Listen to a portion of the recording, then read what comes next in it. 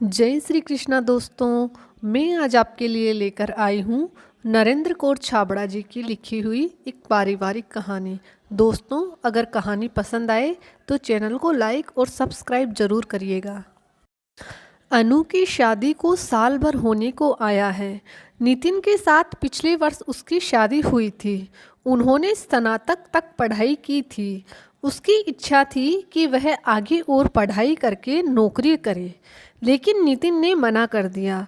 उसका कहना था कि घर में माँ और छोटा भाई दोनों की देखभाल जरूरी है और उनकी आर्थिक हालत भी अच्छी भली है। नौकरी करने से बेहतर है अपने घर को व्यवस्थित ढंग से चलाया जाए।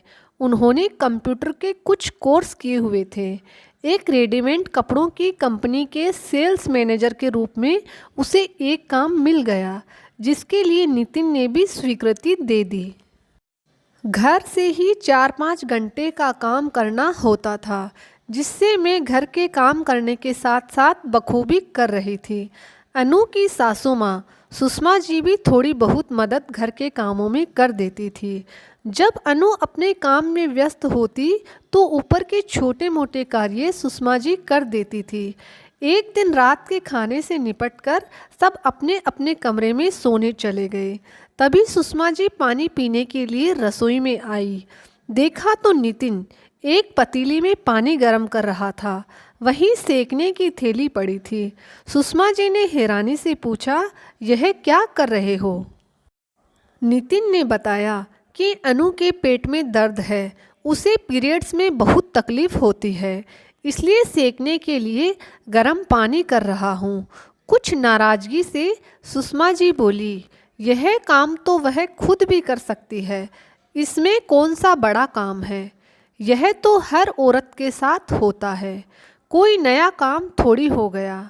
आजकल की लड़कियां ज़्यादा ही नाजुक की दिखाती हैं। हमने भी तो यह समय बिताया है। घर के सभी काम भी करते थे और दर्द तकलीफ भी झेलते रहते थे। कभी इस तरह के नखरे नहीं दिखाए। सुषमा जी रसोई से बाहर चली गई। नितिन हैरानी से अपनी माँ को देखता रह गया। सच कहते हैं, पता नहीं क्यों एक औरत दूसरी औरत की तकलीफ नहीं समझना चाहती। कुछ समय बाद अनु गर्भवती हुई तो घर में खुशी का माहौल बन गया। सुषमा जी भी बेहद खुश थी। अब दादी का खिताब जो मिलेगा, वो अनु की सेहत के प्रति ध्यान रखती और घर के काम में भी उसकी मदद कर देती। अगर अनु को कुछ विशेष खाने की इच्छा होती तो वह भी बनाकर दे देती। इस समय नितिन अनु का विशेष ख्याल रखते हुए बीच बीच में कभी पूछता, तबीयत तो ठीक ठाक है? अभी कोई तकलीफ तो नहीं?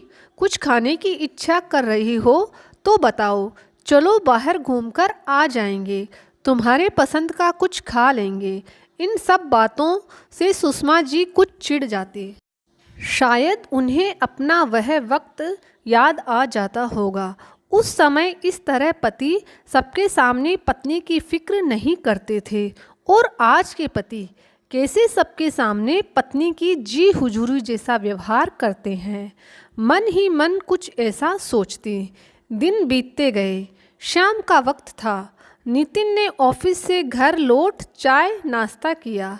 कुछ देर इधर उधर की बातों के बाद वह अपने कमरे में चला गया, जहां अनु आराम कर रही थी। उसने बताया कि आज दोपहर से ही उसके पैरों में बहुत दर्द हो रहा है, ठीक से चला भी नहीं जा रहा है। नितिन वहीं उसके पैरों के पास बैठ गया और बातें करते करते उसके पैर दबाने लगा।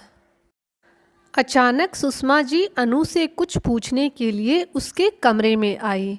जब उन्होंने देखा कि उनका बेटा अपनी पत्नी के पैर दबा रहा है तो वह गुस्से से बौखला गई और एकदम से बोल पड़ी, जोरू के गुलाम, यह क्या कर रहे हो? बस यही करना बाकी रह गया था क्या? शर्म नहीं आती बीवी के पैर दबाते हुए? इतनी कौन सी मुसीबत आ गई? डॉक्टर को कुछ पूछकर कोई दवा दे देनी थी, लेकिन तुम्हें तो पत्नी सेवा का शौक लगा हुआ है। कभी इसने भी तुम्हारे पैर दबाए हैं जो तुमसे सेवा करवा रही है? सुषमा जी की बात सुनकर नितिन के साथ साथ अनु भी हक्की बक्की रह गई। यह माँ क्या भूल गई। जहाँ अनु का चेहरा उतर गया वहीं नितिन को बहुत बुरा लगा। ऐसा तो कभी नहीं बोलती थी, अब क्या हो गया।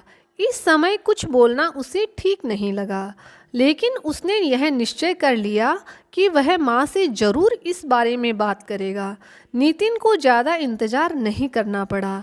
अगले दिन ही जब सवेरे माँ ने पूछा अभी अनु की तबीयत कैसी है, तो नितिन ने कहा, माँ मुझे एक बात पूछनी थी, बुरा मत मानना। कल रात को आपने मुझसे और अनु को जिस तरह से गुस्से में जो कहा वह क्या था।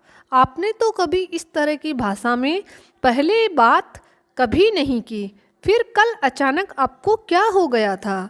अनु के पैरों में कल काफ़ी दर्द था, उसने मना भी किया, लेकिन मैंने खुद ही उसके पैर दबाने लगा था, उसे थोड़ी राहत मिले इसलिए। इस अवस्था में तो वैसे भी हमें उसे सहयोग देना ही चाहिए। आपकी तबीयत भी कई बार खराब होती थी और मैं आपके पैर दबाता था, तो क्या मैं आपका गुलाम हो गया। पत्नी के पैर दबाने से पति गुलाम हो जाता है क्या। पति का कर्तव्य नहीं कि पत्नी की तबीयत का ध्यान रखे। जब मेरी तबीयत खराब होती है तो वह भी तो कितनी बार मेरे पैर दबाती है। क्या मैंने इतना बड़ा गुनाह कर दिया कि आपने उसके सामने ही मुझे बुरी तरह जलील कर दिया।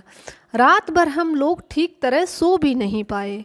जब कभी आपकी तबीयत खराब होती है तो कई बार अनु कहती है कि आप मम्मी जी के पास ही रात को सो जाइए, क्योंकि रात को उनको कुछ तकलीफ़ हो गई तो दवा देनी होगी तो वो परेशान होंगे।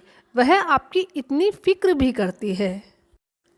माँ आपने कल जिस तरह से बोल दिया वह अनु में मेरे साथ भी बहुत आहत हुई थी। अचानक सुषमा जी सिसकने लगी। नितिन ने उनके कंधे पर हाथ रखकर कहा, क्या हुआ माँ, क्यों रो रही हो। कुछ संयत होकर सुषमा जी बोली, बेटा जब से तुम्हारे पापा गए हैं मेरे अंदर अकेलेपन के और असुरक्षा की भावना बहुत बढ़ रही है। मुझे यही लगता है कि तुम कहीं अपनी पत्नी के मोह में इतना ना फंस जाओ कि मेरी अनदेखी करनी शुरू कर दो। मैं फिर कहाँ जाऊँगी, क्या करूँगी। इसी डर से मैं तुम्हारे ऊपर अपना हक जताते हुए कुछ उल्टा सीधा बोल गई। मेरे मन में बहू के प्रति कोई गलत सोच नहीं है, न ही मुझे उससे कोई शिकायत है।